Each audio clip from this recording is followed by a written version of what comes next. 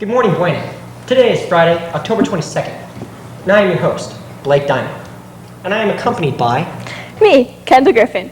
We would like to welcome you to our special homecoming edition of this week's newscast. Everybody should come out to tonight's football game. It will be full of emotions and excitement. Come out and support the Buena Colts. Today, sports will be brought to you by my good friend, Alex. So Alex, what's going on with sports? Well, let's touch on sports. Cross country is still going strong behind the fast strides of Terry Pierce and Nathan Frames. The swim team has been underwater as of late, but has risen to the surface to pick up the pace. Golf is moving along nicely, swinging in scores from Brooke Gillian and Lindsey Crossley, with the overall record of 7 wins and 6 losses. The team placed 4th in the Buena Invitational, and the regionals will be held October 25th and October 26th at the Mountain View Golf Course. Their highlight win was their win against South Point. Volleyball has yet to find a common ground, losing to Florence Wells and teams of light.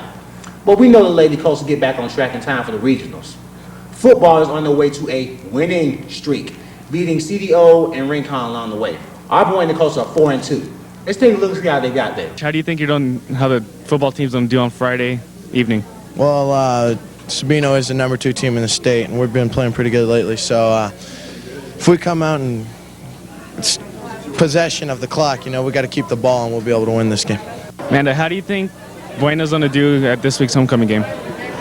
I think that if we play with all of our heart and we want it really bad, then we'll get it. But other than that, it's going to take a lot of hard work and a lot of determination, and we can't give up. The Colts' 4-2 streak is on the line.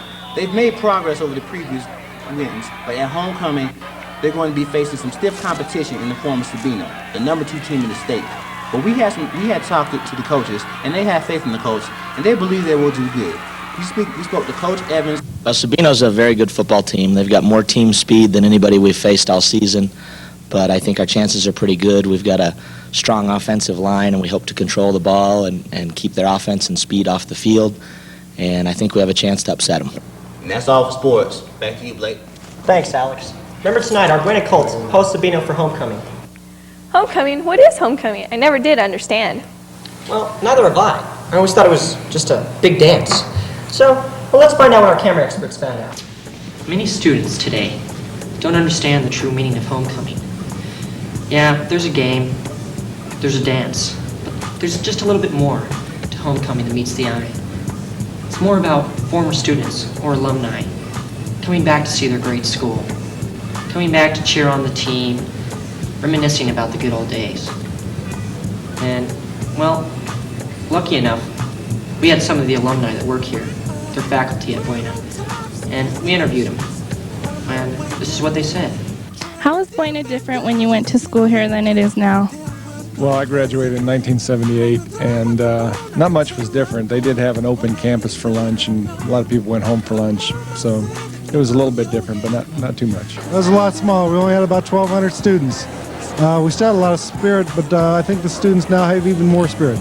Oh, God, a lot of difference. A lot nicer school and a whole lot more kids. We didn't have near as many back in my days.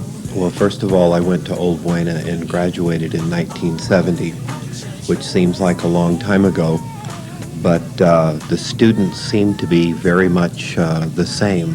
That is, not different. There seems to be a lot of spirit at homecoming. How is homecoming different?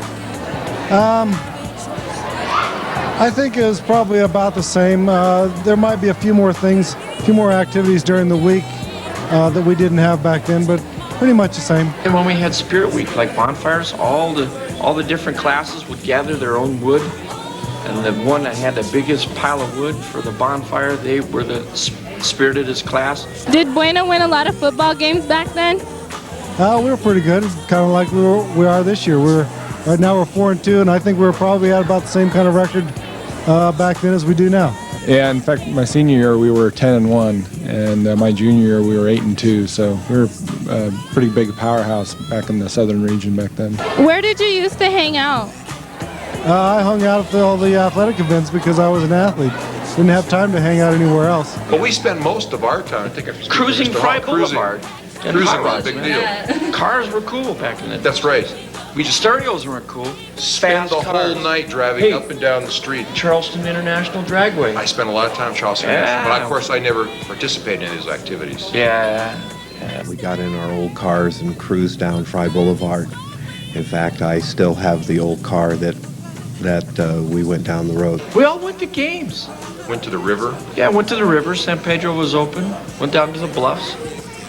the dunes. The dunes. But we also had, you know, at basketball games, everybody went. Yes, they did. That's At true. football games, everybody went. That was what was cool back there. They don't do that today, but that's what we used to. When there was a football game, everybody went. Basketball game. And there'd always be a dance after the game. No fights, just dance. That's true. There would be no fight. Well, usually we hung out up and down Fry Boulevard, but mostly in A&W Root Beer, which is by where Pizza Hut is now on Fry. Rent the movie American Graffiti. Watch that, because that's about like what it was. Got to get back. That's right. Cars. Cars. Okay. So this is Blake Diamond reporting for KBHS TV3. Speaking of homecoming, do you have a date? I couldn't find a date. What about you? Well, I had a date, but she backed out on me at the last moment. So since you don't have a date and I don't have a date, then we go together. That sounds like a great idea, Blake. I'll go with you. Great. That means I can be your king and you can be my queen. So speaking of class royalty, did you vote for your class king or queen yet? Who's running? Well, let's find out. We went around asking the female homecoming nominees what they had to say, and here's their responses. I decided to run because I thought it would be fun. I just wanted to run for fun, I guess. I wanted to wear a dress at the game. It sounds like fun. I decided to run for homecoming because I wanted to represent our class of 2003 and have a good experience. Are you nervous? Not really. Mostly just making a fool of myself in case I trip or something, probably. That's the only thing I'd be nervous of. Just a little bit. Do you know the people you're running against? Yeah, they're both my friends, so. Her. And two other girls. Shannon Wright and Danielle Abba.